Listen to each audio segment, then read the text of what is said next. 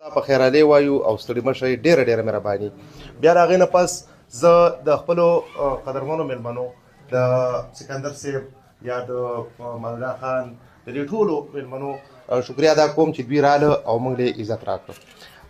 اصل خبره دا وه چې لکه دا 15 کاله وشو او دلته کې دغه د پی ټي آی حکومت روان دی اوس هم دی.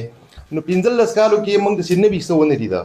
موږ ورله هر کال لکه وټ هم ورکو او منډې هم وروواللې، خو یاره موږ داسې خاص څه ونه لیده.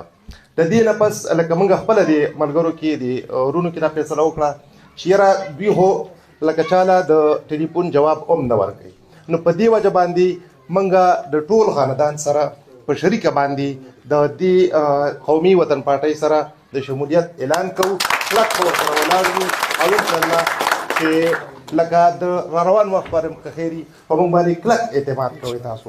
او د ټولو مېلمنو یو ځل بیا شکریه.